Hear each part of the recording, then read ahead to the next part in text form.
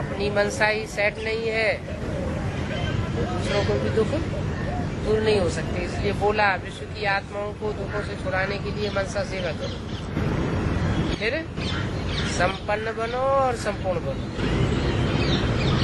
आज सर्व खजानों के मालिक बाप दादा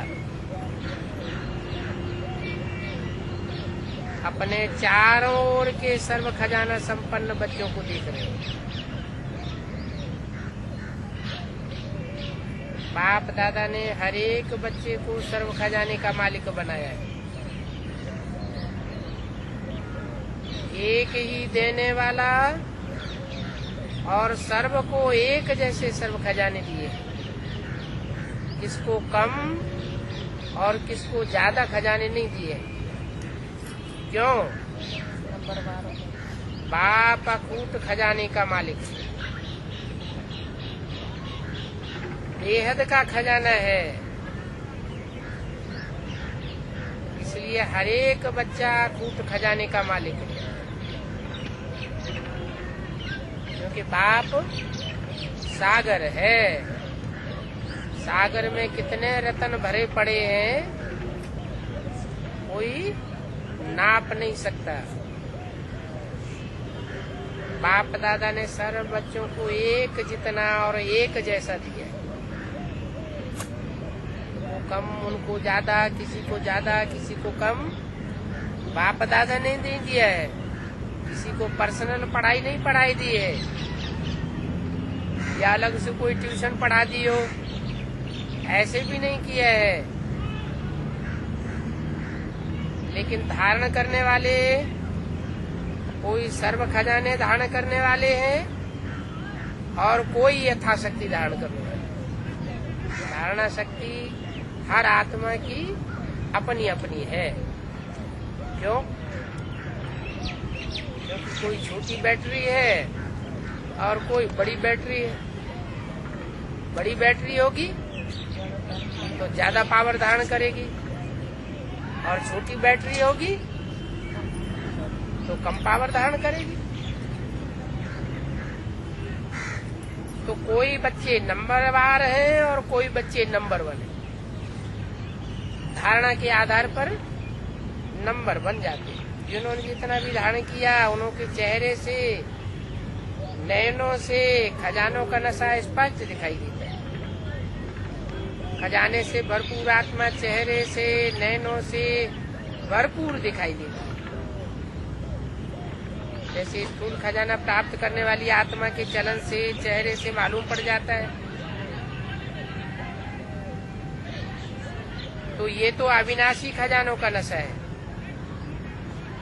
इसकी खुशी स्पष्ट दिखाई देती है। संपन्नता का फकुर बेफिक्र बादशाह बना देता है। और जहाँ ईश्वरीय फकुर है, वहाँ कोई भी प्रकार का फिकर नहीं हो सकता। बेफिक्र बादशाह बेगमपुर के बादशाह बन जाते हैं।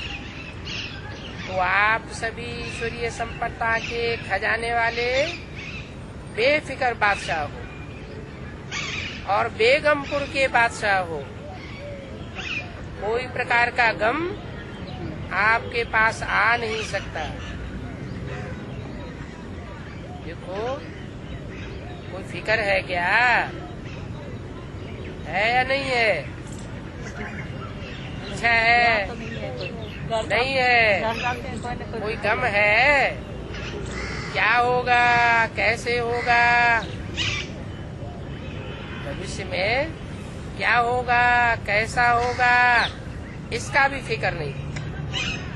त्रिकालदर्शी स्थिति में स्थित रहने वाले जानते हो, जो हो रहा है वो सब अच्छा है, और जो होने वाला है वो और भी अच्छा होगा।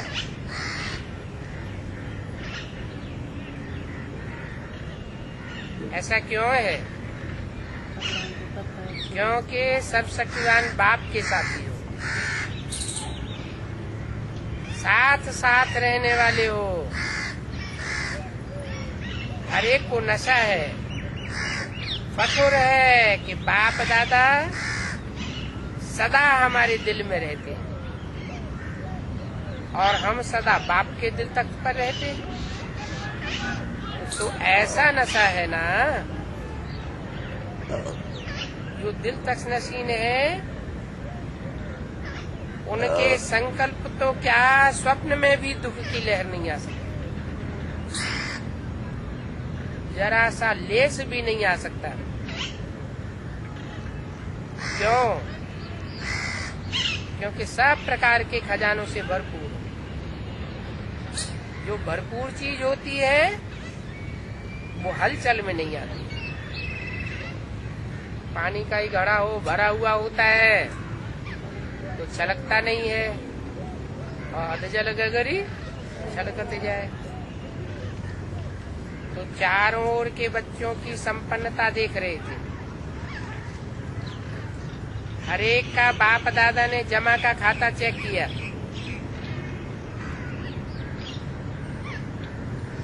कि संपन्नता गुणों में, शक्तियों में, ज्ञान रत्नों में कहाँ तक भरपूर की है। खजाना तो अफूट मिला है, फूटने वाला खजाना नहीं मिला है। लेकिन जो मिला है उस खजाने को कार्य में लगा करके खत्म किया है। वह मिले हुए खजाने को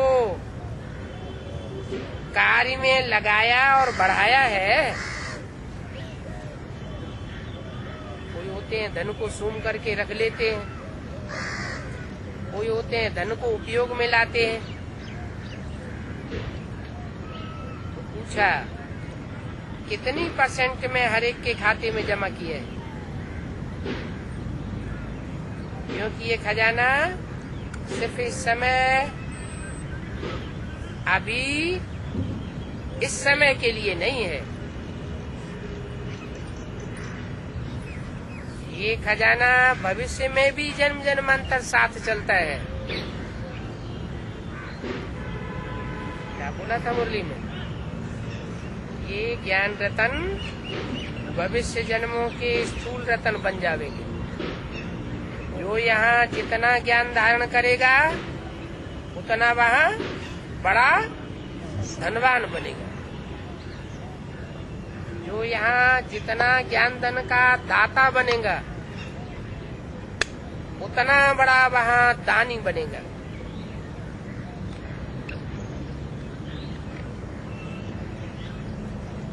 तो ये जमा हुआ ही साथ जाएगा।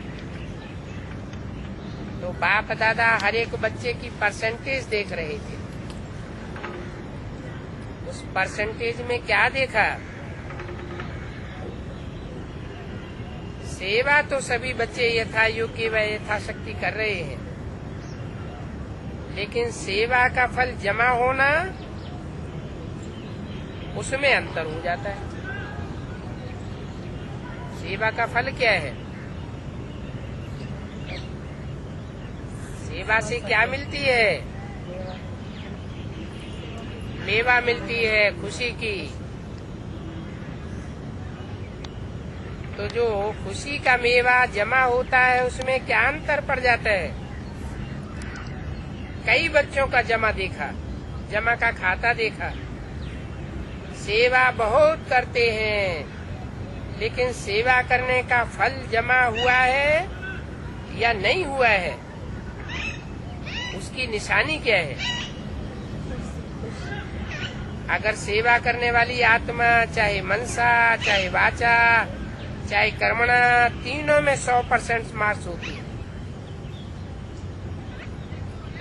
सेवा तो की, लेकिन अगर सेवा करने के समय, सेवा के बाद स्वयं अपने मन में संतुष्टता नहीं आई, खुशी नहीं आई, और साथ में जिनकी भी सेवा की और जो भी साथ ही सेवा के बनते हैं, उन सेवा करने वालों को देखते हैं, सुनते हैं, उनमें भी संतुष्टता आनी चाहिए। खुशी की लहर दौड़नी चाहिए। अगर उनमें भी संतुष्टता आती है, अपने में भी संतुष्टता आती है, तो समझो कि सेवा का फल जमा हुआ। स्व की संतुष्टता, सिर्फ खुद संतुष्ट हो गए, ये सर्व की संतुष्टता नहीं है। तो परसेंटेज जमा का कम हो जाता है। यथार्थ सेवा की विधि पहले भी बताई है। 3 बातें विधि पूर्वक हैं तो जमा है। वो बातें पहले भी सुनाई। एक निमित्त भाव कि मैं तो सेवा करने के लिए निमित्त हूँ, मैंने सेवा नहीं की है, बाप दादा ने मेरे से कराई है या करा रहा है, निमित्त भाव। और दूसरा निमित्त भाव होगा तो निर्माण भाव होगा। मान मर्तबा नहीं आएगा कि मैंने ये सेवा की, अंश मात्र भी मान ना आए कि मैंने सेवा की, मुझे मान क्यों नहीं मिला, मुझे सम्मान क्यों नहीं दिया। बिल्कुल निर्माण भाव। और तीसरी निर्मल स्वभाव। इसका निर्मल स्वभाव होगा, उसकी वाणी भी निर्मल होगी। वाणी से कोई ऐसे शब्द उच्चारण नहीं कर सकता जो किसी की ग्लानि करने वाले हों। तो भाव, भावना, स्वभाव, बोल, अगर ये 3 बातों से एक बात भी कम है, एक बात है और 2 बातें नहीं है, या 2 है 1 नहीं है, तो वो कमजोरी जमा की परसेंटेज कम कर देती है, कम जमा होता है। 28/2006 की अव्यक्तवाणी का दूसरा भाग। तो चारों ही सब्जेक्ट्स में अपने आप को चेक करो। कौन से 4 सब्जेक्ट हैं? ज्ञान, योग, धारणा और सेवा। चारों ही सब्जेक्ट्स में हमारा खाता जमा हुआ है। हम खुद से संतुष्ट हैं, हमारे संगी साथी हमसे संतुष्ट हैं, वो संगी साथी अपने से संतुष्ट हैं, और जिनकी जिनकी सेवा की है हमने और हमारे साथियों ने मिलकर के, वो आत्माएं भी संतुष्ट हैं।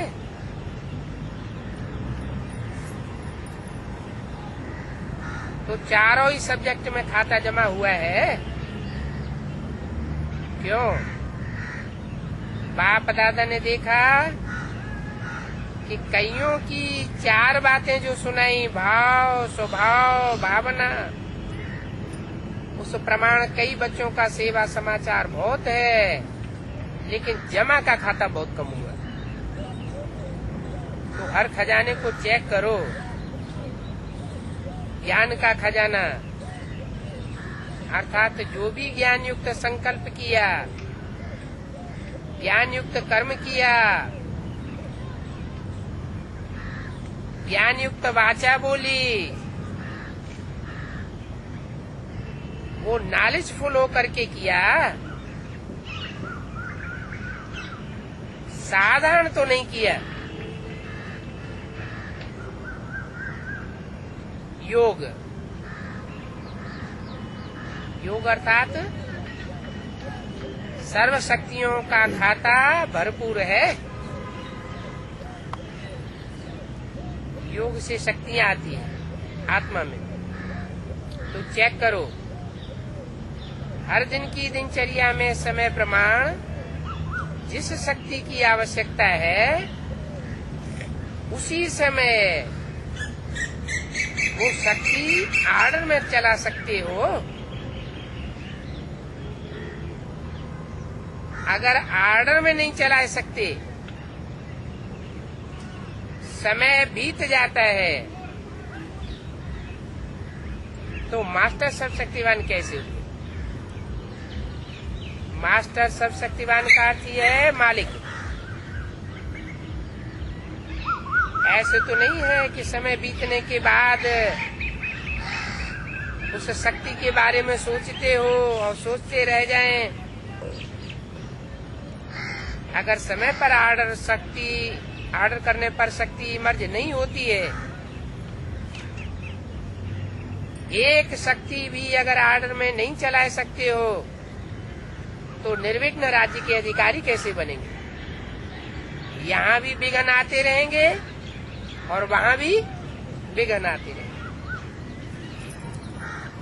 तो लंबे समय का निर्विघ्न खाता चाहिए। लंबे समय तक जो निर्विघ्न रहेंगे तो उनकी अंतमते सुगति होगी। तो शक्तियों का खजाना कितना जमा किया है? जो समय पर कार्य में लगाते हैं वो खजाना तो जमा हो जाता है। समय पर शक्ति को यूज नहीं किया और समय चूक गया। जहाँ सहन शक्ति धारण करनी थी वहाँ सहन नहीं कर सके, जहाँ सामना करना था वहाँ सामना नहीं कर सके, चूक गए। तो क्या होता है?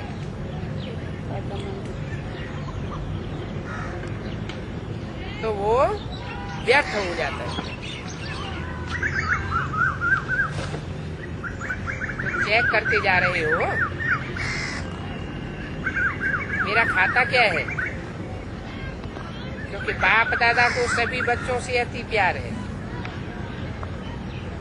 बाप दादा यही चाहते हैं कि सभी बच्चों का खाता भरपूर हो, धारणा में भी हो। और धारणा की निशानी है कर्मों में और गुणों में संपन्न होना। जिस समय जिस गुण की आवश्यकता है वो गुण चेहरे से, चलन से, इमर्ज में दिखाई दे। अगर कोई भी गुण की कमी है, मानो सरलता के गुण की कमी है, और सरलता का गुण कर्म के समय आवश्यक है, मधुरता की आवश्यकता है, चाहे बोल में चाहे कर्म में। अगर सरलता मधुरता के बजाय थोड़ा भी आवेश आ जाता है, क्रोध आ जाता है, या थकावट के कारण मधुरता नहीं रहती,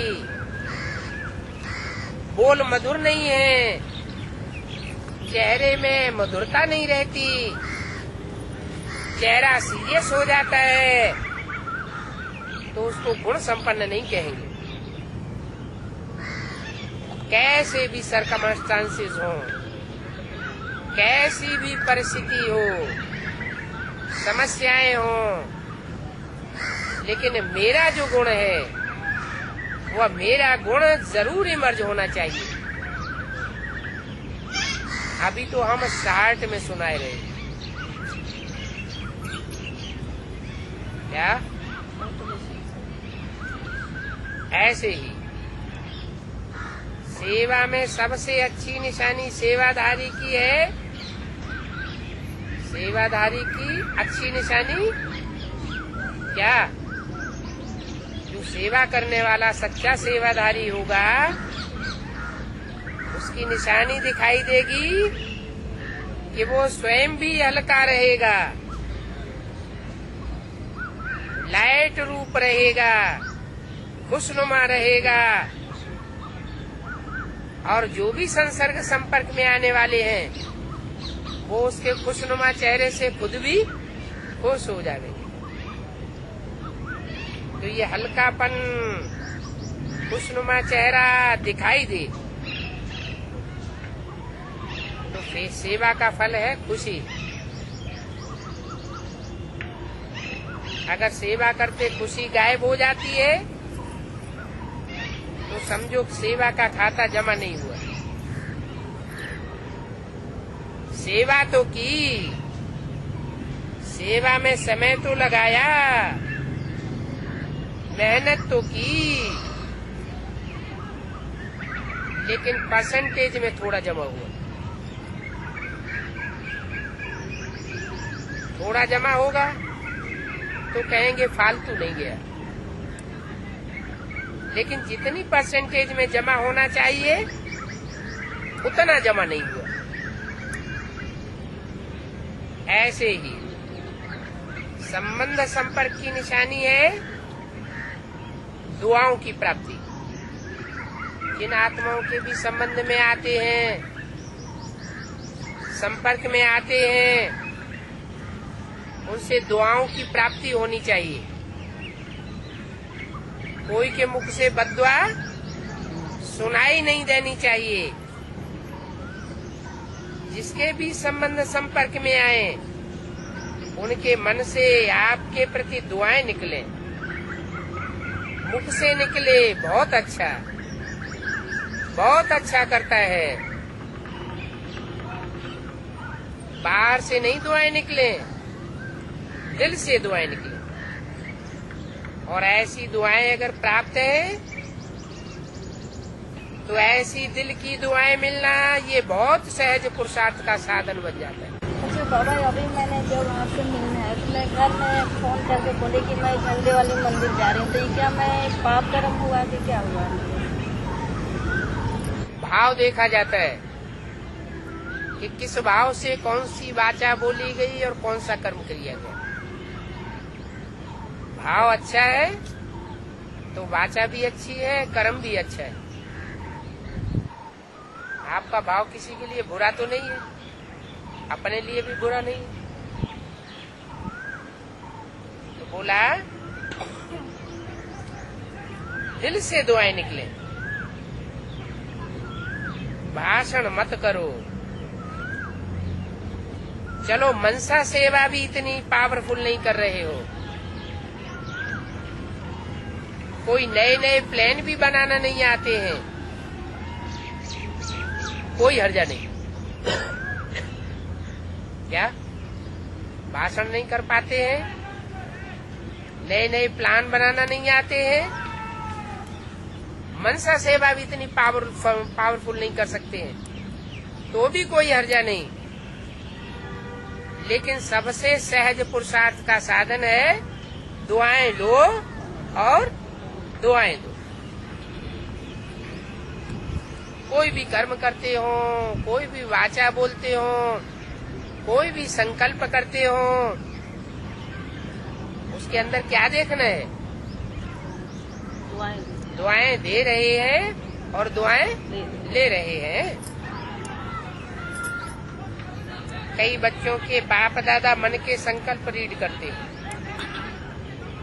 कई बच्चे समय अनुसार सर्कमस्टांसेस अनुसार कहते हैं कि अगर कोई खराब काम करता है तो उसको दुआएं कैसे दें।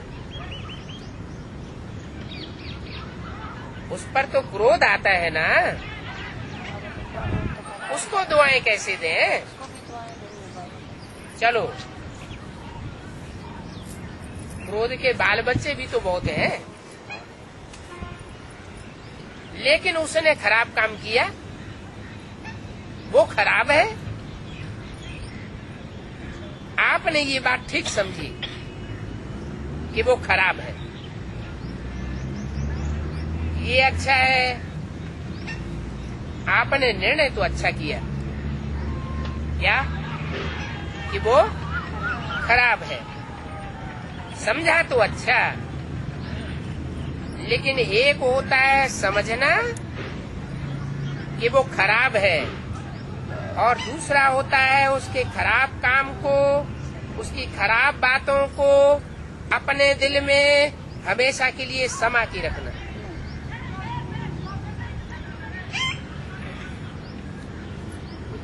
दिल के अंदर बैठ गया क्या?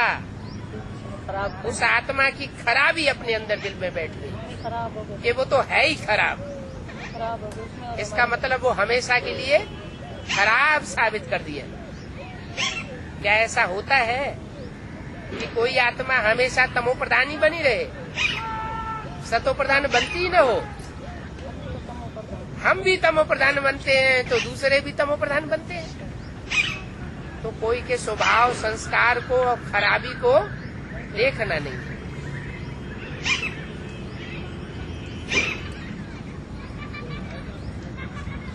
तो अपने दिल में कोई की खराबी को समाकर मत रखो। खराब हो जाएगा। समझना और समाना, इन दोनों बातों में फर्क है।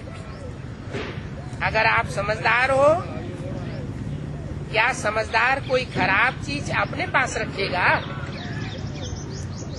जो समझदार होगा वो खराब चीज को अपने पास नहीं रख सकता, वो खराब है।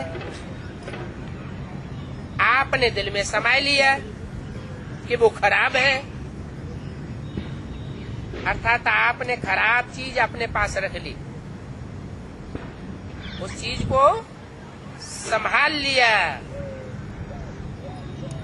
तो समझना अलग चीज है और समा करके रखना अलग चीज है। इन दोनों बातों में क्या अच्छा है और क्या बुरा है? समझना अच्छा है और समझ लेना, अच्छा है। फैसला कर लेना, ये तो अच्छी बात है। लेकिन कोई की खराबी को अपने दिल के अंदर समा करके रखना, ये तो है ही ऐसा, ये गलत बात। वो सुधर भी नहीं सकेगा कभी। उस आत्मा के प्रति हमारे अंदर बुरा भाव बैठ गया, सो भावना नहीं रही, सुधरेगा ही। तो समाओ नहीं, ये तो है ही ऐसा। ये बात अंदर समा करके नहीं रखना है, ऐसे समझ करके व्यवहार में आना, ये कोई समझदारी का काम नहीं है। तो बाप दादा ने चेक किया, अभी समय समीप नहीं आना है। समय जड़ है या चैतन्य है? जड़ है। तो जड़ चीज अपने आप आती जाती है या उसको लाया जाता है? आत्मा चैतन्य है और समय जड़ है। तो समय को परिवर्तन करने वाला कौन है? अपने आप परिवर्तन होगा या कोई परिवर्तन करने का निमित्त बनता है? कोई तो निमित्त बनता है। तो समय अपने आप समीप नहीं आना है, समय को समीप आपको लाना है। कोई पूछते हैं, थोड़ा सा इशारा तो दे दो ना, कितने साल लगेंगे आखिर? 10 साल लगेंगे, 20 साल लगेंगे, कितना समय लगेगा? कौन सा सन चल रहा है? 2006। तो 10 साल लगेंगे तो कौन सा सन हुआ? 2016। और 20 साल लगेंगे तो कौन सा सन हुआ? 2026। तो कितने साल लगेंगे? पूछते हैं। 28 मार्च 2006 की अव्यक्तवाणी का तीसरा पृष्ठ। तो ऐसे प्रश्न करने वाले बच्चों से बाप पूछता है, क्योंकि बाप से प्रश्न तो बहुत करते हैं ना। कौन? बच्चे। बाप सामने दिखाई देता है कि प्रश्न ही करते हैं? दिखाई देता है तो प्रश्न भी करते होंगे, क्योंकि बाप से तो प्रश्न बहुत बच्चे करते हैं ना किस लिए लगाया कि बहुत से बच्चे प्रश्न जरूर करते होंगे। तो आज बाप बच्चों से प्रश्न करता है, अभी समय को समीप लाने वाले कौन हैं?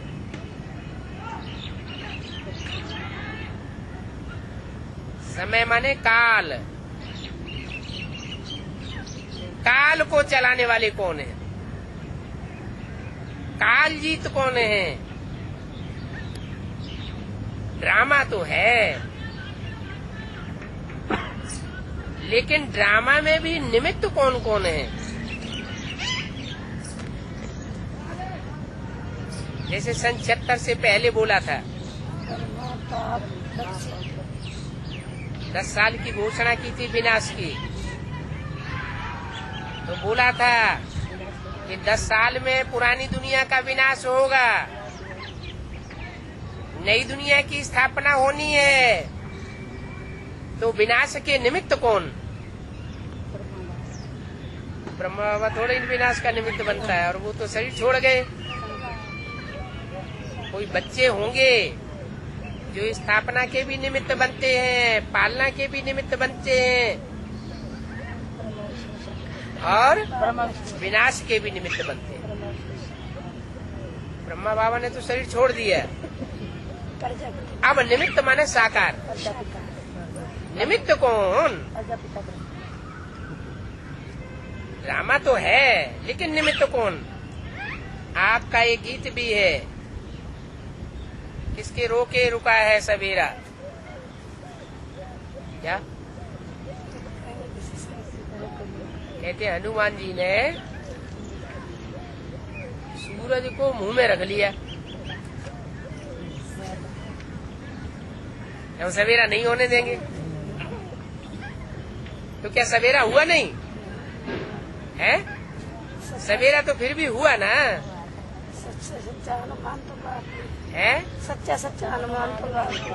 यज्ञ के आदि में जो ज्ञानदाता बाप था, वो ज्ञानदाता बाप अचानक गुप्त हो गया, और बच्चे यज्ञ में रह गए। आई तार अल्लाह की, हुआ रेल का राही, वो तो रेल का राही हो गया। तो वो चला गया जो ज्ञानदाता था, तो क्या ज्ञान का सवेरा होना नहीं? कोई निमित्त बना ब्रह्मा ज्ञान देने के, उन्होंने भी शरीर छोड़ दिया 68-69 में। ज्ञान चंद्रमा भी अस्त हुआ, तो क्या सवेरा होना नहीं है? तो भी घोषणा तो की ना मुरली में कि 10 वर्ष में पुरानी दुनिया का विनाश, नई दुनिया की स्थापना होने वाली है। सतयुग आने वाला है, कलयुग जाने वाला है। अब ये समझने वालों की समझ की कमी है कि वो सही फैसला नहीं कर पाए कि इतनी बड़ी दुनिया का विनाश होगा या पहले ब्राह्मणों की दुनिया में पहले विघटन होगा।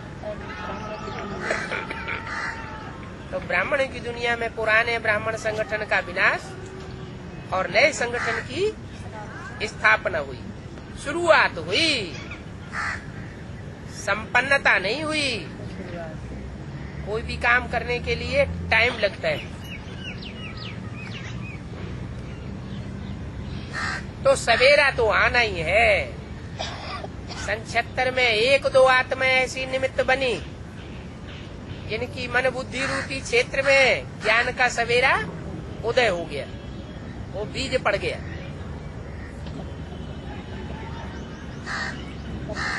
कोई को बुद्धि के साक्षात्कार के आधार पर और कोई को बंद आंखों के साक्षात्कार के आधार पर।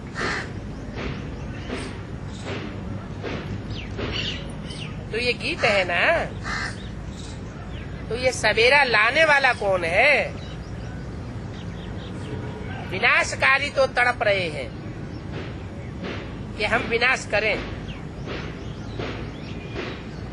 लेकिन नव निर्माण करने वाले इतना एवर रेडी हैं। क्या पुराना खाता खत्म हो जाए?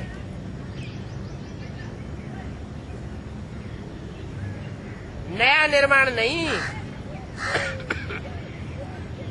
नया निर्माण नहीं हो और पुराना खाता खत्म हो जाए तो क्या होगा? इसलिए बाप दादा ने अभी बाप के बजाय टीचर का रूप धारण किया है। क्या बाप का रूप धारण नहीं किया है? आज में बाप का रूप धारण किया था, ज्ञान का बीज बोया था ब्रह्मा में। साक्षात्कारों का अर्थ बताया। अभी टीचर का रूप धारण किए हैं। बाप का रूप धारण करेगा तो वर्षा मिलेगा। बाप से क्या मिलता है? वर्षा मिलता है। तो अभी बाप के बजाय टीचर का रूप धारण किया है। टीचर का काम क्या होता है? जो भी गीता ज्ञान 51 से लेकर के 68 तक 18 अध्याय का हमारे सामने आई गीता, उन मुरलियों का क्लैरिफिकेशन देना। तो टीचर का रूप धारण किया है। अभी होमवर्क दिया है ना, टीचर पढ़ाता भी है और फिर होमवर्क भी देता है। तो बताओ कौन होमवर्क देता है? टीचर देता है ना। लास्ट में है फिर सदगुरु का पार्ट। तो अपने आप से पूछो कि संपन्न और संपूर्ण स्टेज कहाँ तक बनी है? क्या आवाज से परे आवाज में आना दोनों ही समान है? आवाज में तो जब चाहे झट आ जाते हैं, लेकिन आवाज से परे की स्टेज 1 सेकंड में उसी तरह बनती है जैसे आवाज में आते हैं।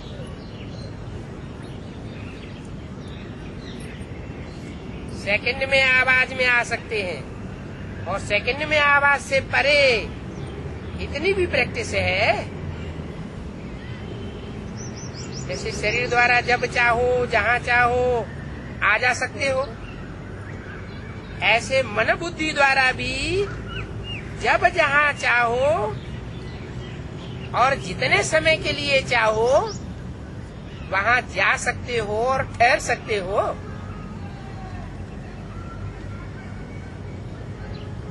मन बुद्धि तिरक तो नहीं जाती, टिकती है, क्योंकि अंत में पास मार्क्स उनको मिलेगी जो सेकंड में जो चाहे, जैसा चाहे, जो ऑर्डर करना चाहे और जितने समय के लिए ऑर्डर करना चाहे उतने समय तक सफल हो जाते। साइंस वाले भी यही प्रयत्न कर रहे हैं कि सहज भी हो जाए और समय भी कम लगे। तो ऐसी स्थिति बनी है। क्या मिनटों तक आए हैं या सेकंड तक आए हैं? 1 सेकंड में अपनी मन बुद्धि को जहाँ चाहे वहाँ सेट कर सकते हैं या टाइम लगेगा? कहाँ तक पहुँचे हैं? जैसे light house, might house second में ऑन करो और अपनी लाइट फैला देता है।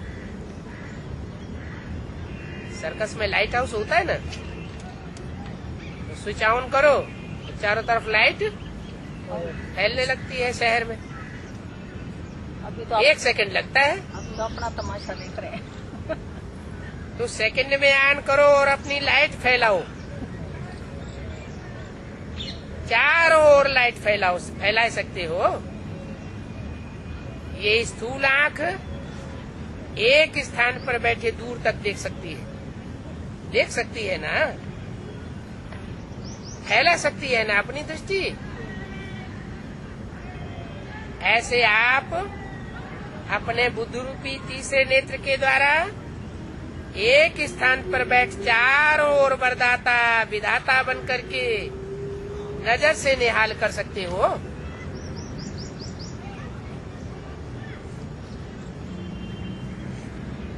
दूसरा संकल्प बीच में न टपके, एक ही संकल्प में एक टिक होकर के नजर से निहाल कर सकते हो। चेक कर रहे हो अपने को सब बातों में? इतना तीसरा नेत्र क्लीन और क्लियर है। अगर थोड़ी भी कमजोरी है सभी बातों में, क्योंकि कारण तो पहले ही सुनाई दिए है। जो हद का लगाव है मैं और मेरा, जैसे मैं के लिए स्पष्ट किया था, होमवर्क दिया था, 2 मैं को समाप्त कर दो और 1 मैं धारण करके रखो। 2 मैं कौन कौन सी? एक मैं है मैंने ये किया, देह अभिमान की मैं, और दूसरी मैं है मैं आत्मा बाप का बच्चा।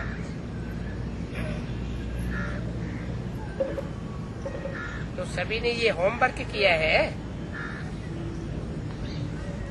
आत्माभिमान की मैं धारण करने में सफल हुए और देह अभिमान का मैंपन खलास करने में कहाँ तक सफल हुए?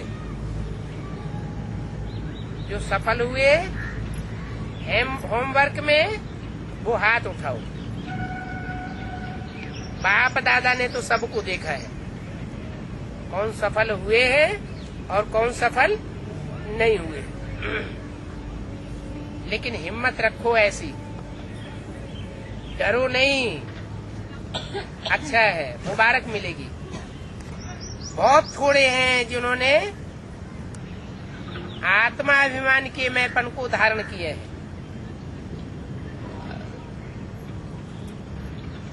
ये टीवी में इनके हाथ दिखाओ, उन्हें हाथ उठाए होंगे, हमने का धारण किया। पीछे भी दिखाओ, बहुत थोड़ों ने हाथ उठाया है। अभी क्या करें? सभी को अपने ऊपर हंसी आ रही है।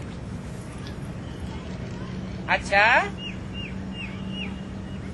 दूसरा होमवर्क था क्रोध को छोड़ना है। ये तो सहज है ना। तो क्रोध को किसने छोड़ा? इतने दिनों में क्रोध नहीं किया क्या?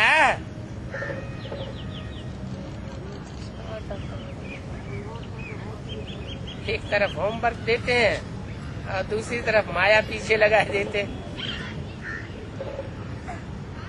माया भी आत्माएं परीक्षा ले लेती है।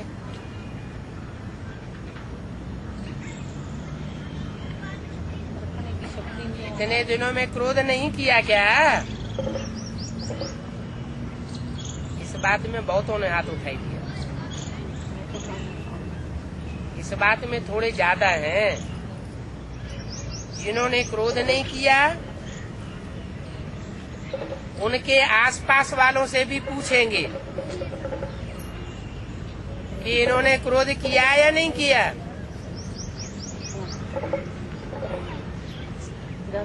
बहुत हैं क्रोध नहीं किया। संकल्प में, मन में क्रोध आया, वाचा में आया, चलो फिर भी मुबारक हो। अगर मन में आया, मुख से क्रोध नहीं किया, तो भी मुबारक है। क्या? बहुत अच्छा। तो आप देखो रिजल्ट के हिसाब से क्या स्थापना का कार्य, स्व को संपन्न बनाना और सर्व आत्माओं को मुक्ति का वर्षा दिलाना, ये कार्य संपन्न हुआ है। स्वयं को जीवन मुक्त स्वरूप बनाना और सर्व आत्माओं को दुखों से मुक्ति का वर्षा दिलाना, ये स्थापना करता आत्माओं का श्रेष्ठ कर्म है। बाप दादा इसीलिए पूछता है कि सर्व बंधनों से मुक्त जीवन मुक्त की स्टेज पर, संगम पर पहुंचना है या सतयुग में पहोंचना है? कहाँ पहुँचना है? संगम युग पहले है या सतयुग पहले है?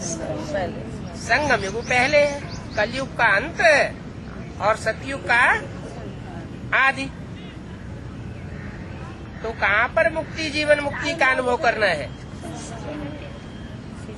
संगम में करना है ना।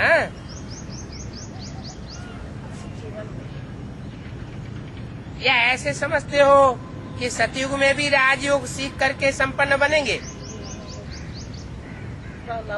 यहाँ शिखामणि दी जा रही है, यहाँ राजयोग की पढ़ाई जा रही है, तो राजयोग का रिजल्ट कहाँ लेंगे? सतयुग में लेंगे या संगम युग में लेंगे?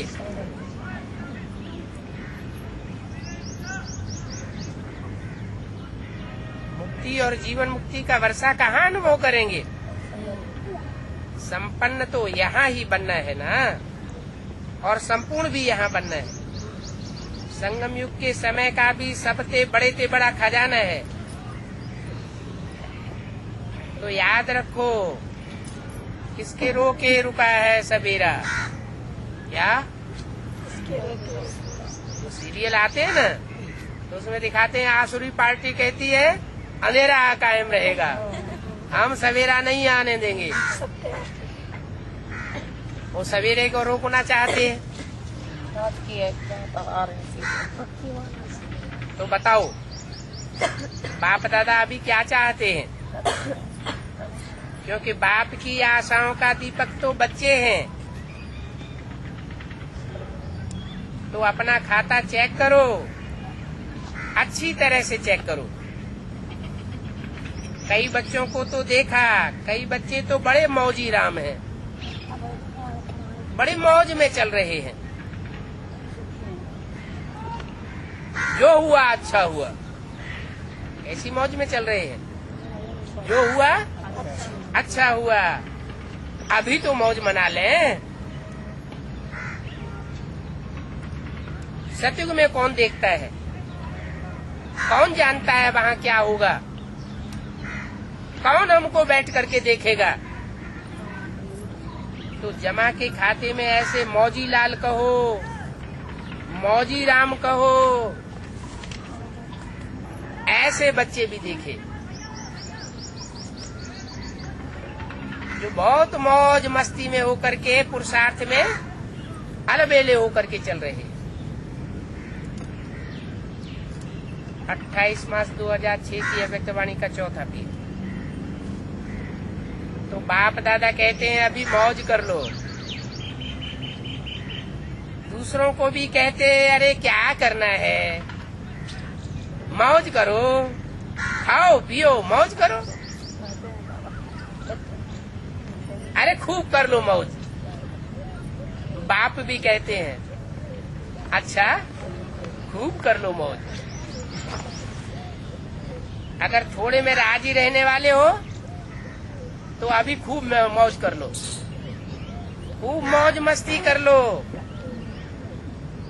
विनाशी साधनों की मौज कर लो। ये विनाशी साधनों की मौज अल्पकाल की होती है। सदाकाल की मौज को छोड़ अगर अल्पकाल के साधन की मौज में रहना चाहते हैं तो बाप दादा क्या कहेंगे? इशारा देंगे और क्या करेंगे? कोई हीरो की खान पर जाए और 1 या 2 हीरा लेकर के खुश हो जाए तो उसको क्या कहेंगे? तो ऐसा नहीं बनना। अतीन्द्रिय सुख के मौज के झूले में झूलो, अविनाशी प्राप्तियों के झूले की मौज में झूलो। ड्रामा में देखो माया का पार्ट भी विचित्र है। क्या देखें? क्या माया का पार्ट विचित्र है? इसी 5000 वर्ष के लास्ट पीरियड में, कलयुग के अंत समय में, ये माया के ढेर सारे मौज के साधन निकले हैं। 100-150 साल के अंदर टीवी अभी निकला है। पहले टीवी की कभी मौज मस्ती नहीं थी। सिनेमा अभी निकला है। पहले सिनेमा की मौज मस्ती नहीं थी। ये रेडियो, ये चैनल, ये सब अभी निकले। ये हवाई जहाज पहले नहीं थे। 100-150 साल पहले ये हवाई जहाज नहीं थे। अभी ये मौज मस्ती के साधन निकले। तो देखो, ड्रामा में माया का ये विचित्र पार्ट है। इसी समय ये साधन निकले हैं। कब? संगम युग के समय पर, ताकि मायावी आत्मा इन साधनों में फंस जाए जो पहले थे ही नहीं। 4,500 पौने 5,000 वर्ष तक वो साधन नहीं थे। मायावी चक्करों में फंसाने वाले वो साधन अभी लास्ट में निकले। इसलिए निकले कि लोग माया रावण के चंबे में फंसे रहे और बाप से विपरीत बुद्धि बने रहे।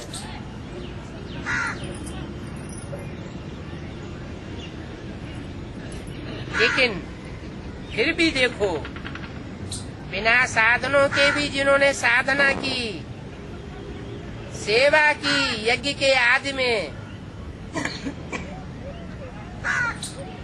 वो एग्जाम्पल अभी तक भी सामने है।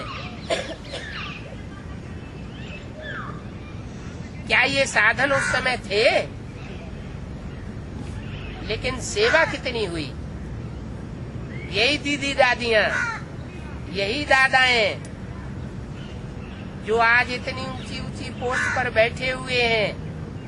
ये जमुना के कंठे पर दिल्ली में जो छोटी छोटी कोठरियां बनी हुई हैं, उनमें बैठ करके एक एक दो दो आदमियों को समझाते थे। इनके पास कोई भी साधन नहीं थे। उस समय की निकली हुई आत्माएं अभी तक काम दे रही है। तो देखो कितनी सेवा हुई। क्वालिटी की आत्माएं निकली ना। तो साधनों से निकली या साधना से निकली? साधना से निकली ना। उस समय क्वालिटी तो निकाली ना। अभी बड़े बड़े मेगा प्रोग्राम होते हैं, बड़ी बड़ी कॉन्फ्रेंसेस होती हैं, और निकलते कितने? रेगुलर स्टूडेंट कितने निकलते हैं, और वो टिकते कितने टाइम तक हैं?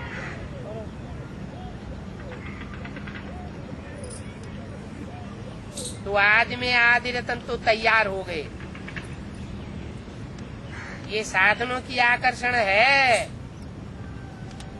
साधनों को यूज करना रंग नहीं है, लेकिन साधनों को भूल करके, वो साधना को भूल करके साधनों में लग जा, साधन में लग जाना, साधनों को भूल करके, साधना को भूल करके और साधनों में लग जाना, ये बड़ी भारी भूल है। इसको बाप दादा रंग कहते हैं। क्या? कि साधना को भूल जाए और साधनों के चक्कर में फंस जाए। इसी को सुख समझिए। साधन जीवन के उड़ती कला का साधन नहीं है, उड़ती कला का आधार नहीं है। साधना आधार है, साधन आधार नहीं है। अगर साधना के बजाय साधनों को आधार बनाया तो समझ लो रिजल्ट क्या होगी। साधन तो विनाशी है, आज है, कल एटम बम में राख हो जाने वाले हैं। रिजल्ट क्या होगी? साधना अविनाशी बनी रहेगी। उसकी रिजल्ट क्या होगी? जो साधना में रहने वाले बच्चे हैं वो मौज में रहेंगे। एटम बमों की विभीषिका में भी उनका कोई बाल बांका नहीं होगा।